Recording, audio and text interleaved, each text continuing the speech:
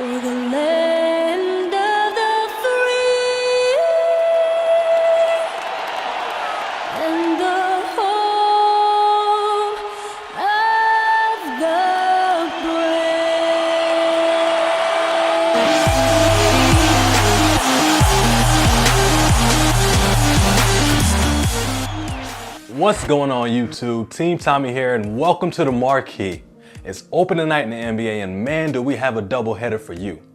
Now all offseason we heard about all the rumors of Kyrie not wanting to play with LeBron anymore and him wanting his own team, which eventually led to him being traded to the Celtics for Isaiah Thomas. And that led to a bevy of questions. The main ones being, can Kyrie lead a team on his own and will the Celtics be able to dethrone the King and Cleveland's reign over the Eastern Conference?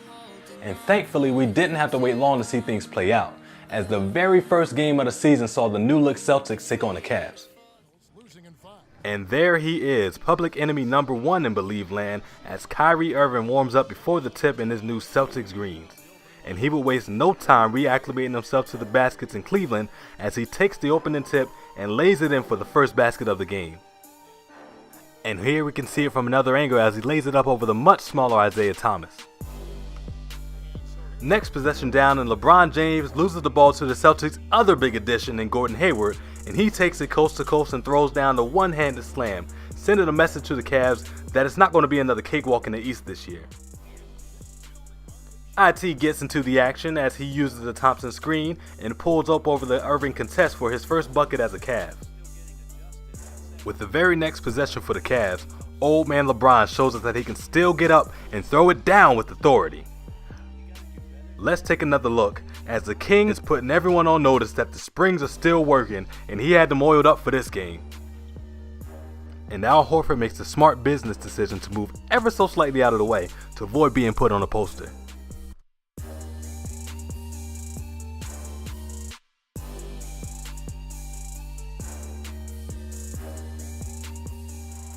Coming down on a fast break and Thomas finds a new friend as he throws it up towards the rim and Tristan comes down with it for the alley-oop slam.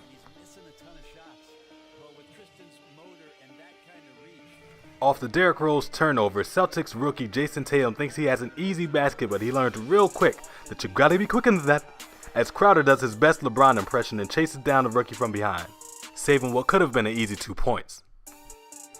Later in the second, and LeBron is showing off the springs again as he rises above Kyrie for the tomahawk slam, asking Kyrie, has off his self-growth. But LeBron wasn't done there as he comes off the screen and click clack, Marcus Smart, welcome to your Kodak moment. And you can see this game it's a little bit more than just a regular old season opener for the King. The Celtics will respond as Kyrie finds his new partner in crime as Hayward knocks down the corner three, and he will return the favor the next time down as he finds a wide open Kyrie for another tray ball.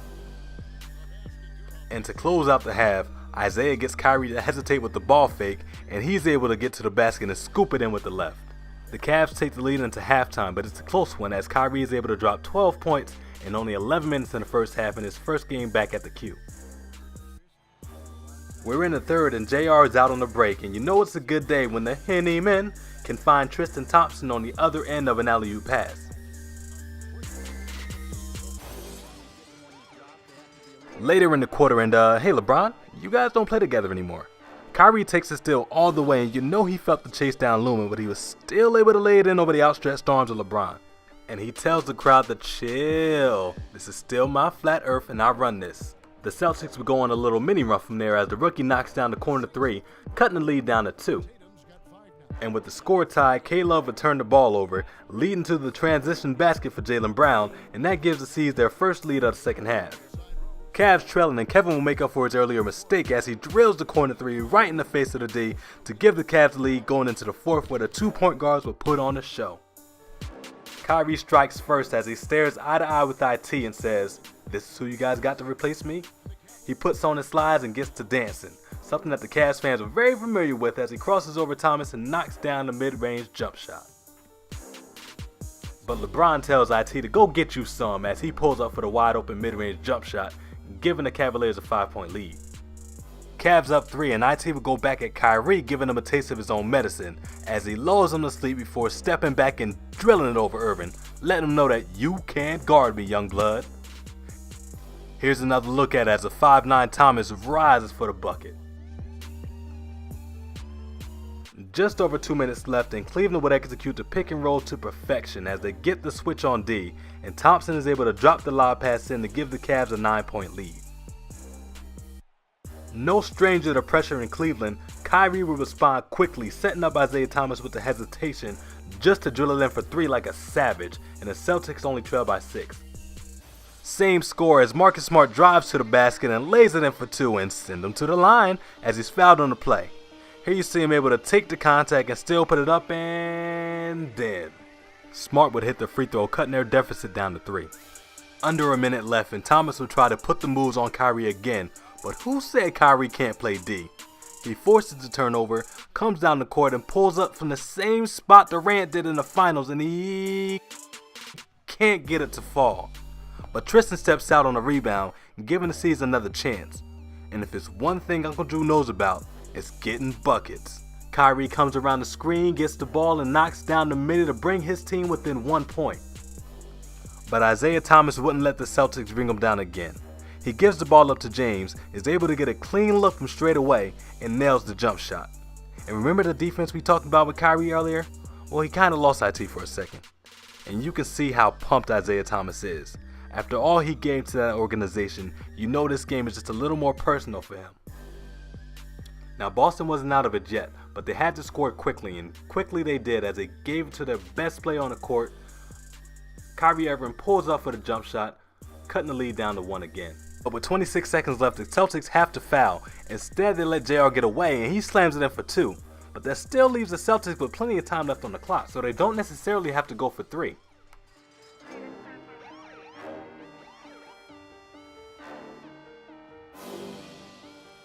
"20 seconds left on the clock, and the Celtics inbound the ball. Kyrie finds Horford for the wide open 2-pointer, cutting the lead down to 1 with 18 seconds left, and the Celtics have to foul, and IT goes to the line for 2.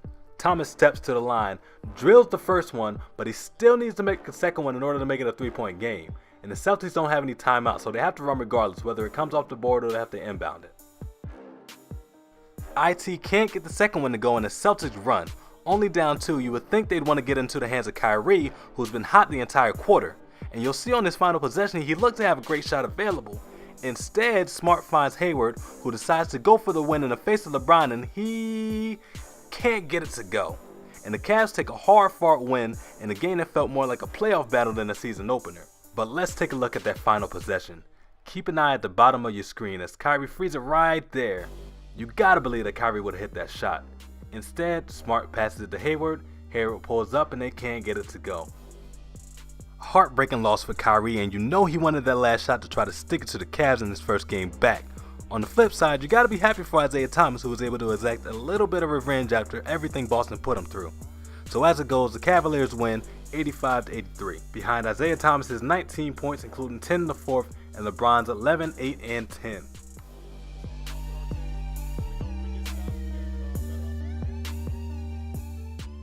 Now the Cavs and Celtics weren't the only teams making moves in the offseason. The whole landscape of the Western Conference has shifted in order to keep up with the powerhouse Warriors. The retooled Houston Rockets were the first team to get a crack at the Warriors this season. But will the addition of another superstar guard be enough to take the title in the West? Let's find out. And there's the 2-time MVP Steph Curry as he looks to take his Warriors to a 4th straight trip to the finals, and he would come out of the gate showing off that range that he's so well known for. He drains the first basket of the game, and a little later in the quarter he pulls up from the same spot and knocks down another one. But both teams will go cold after that point as Steph Curry snatches back, but he can't get that one to go. Harden then tries his luck at it, pulls up for the mid-range jump shot, and he can't get it to go either. Draymond gets a good look at it for 2, but it comes off the rim. He attacks the basket next time out, and it gets rejected by Capella. Steph pulls up from his hot spot of the game, but that's also a no-go. Houston backs up from Durant in the same spot, and he can't knock it in either. Harden gets a wide open look from the free throw line, and it's clank. And to sum the quarter up, Nene gets 2 shots point blank at the rim, can't get either to fall. He gets his own board, Rockets work the ball around, find a wide open Mbamute in the corner, and no. Unkindly rims in the first for both teams as they shoot a combined 37% for the quarter. Second quarter begins and the Rockets finally find the bottom of the net as Chris Paul pulls up for the hit. Next possession, and Paul gets the ball on the right side this time and puts it in for 2. And here's something you don't see every day. CP3 with the strip runs the length of the court, and is that Blake Griffin out there? Paul with the very rare two-handed flush. Warriors would respond, however, as Klay gets out in transition, lays it up and in with the foul as he takes it across the dome but is still able to finish. Harden does his thing as he crosses left, hits Swaggy P with the mean step back and drills the shot. Next possession, and may I have this dance, Mr. Gordon. Steph catches Eric leaning one way, gets him to leave his feet, and throws up the floater in the teeth of the defense. Harden goes back at Klay, hits him with the little hesitation dribble and bullies his way through the paint to lay it in between the two Splash brothers. Same side of the court as Harden uses the screen this time to get us some space, drives and puts it up for an easy lay-in, and once he got rolling it was like a snowball effect. Harden crosses up Thompson one more again, steps back on him and says, "Give me all 3 of these," as he puts the Rockets up by 9. Last possession of the half for the Rockets, and they find Trevor Ariza in the corner as he drills the 3, and Houston takes the lead in the halftime behind James Harden's 16 points in the first half. Third quarter rolls around and the Warriors make a little run. Durant finds the range, knocking down the 3 to cut the deficit down to 6. Draymond gets the ball in his hands and he's able to take the hit and get 3 the hard way. And there's that ferocity, there's that emotion we hear about Draymond all the time. Go ahead and flex on him, big fella. But Houston would answer right back. Paul hits Harden with the pass and he pulls up and drains it over Curry for the triple. And then Paul does what he's best at as he then finds a wide open Mba Amute for another 3. And later in the third, check out this pass from CP3. He threads the needle better than a quarterback to get that assist over to Eric Gordon, and the Rockets would take a double-digit lead into the final quarter. To the fourth we go, and coming off an inbound steal, Harden's able to go up and around the defense to lay it in for 2. Houston up 7, and is that Clint Capella or Hakeem the Dream? Capella extends the Rockets' lead with the dream shake. Coming off the Warriors' miss, Rockets take advantage as they find the bearded one, and he drills a wide open 3 ball and lets the crowd know exactly how much he got him for. Harden would end the game with 26 points. Just under 2 minutes and the Rockets look to put the game away as Ryan Anderson knocks down the green beam from straight away. And no, it's not deja vu.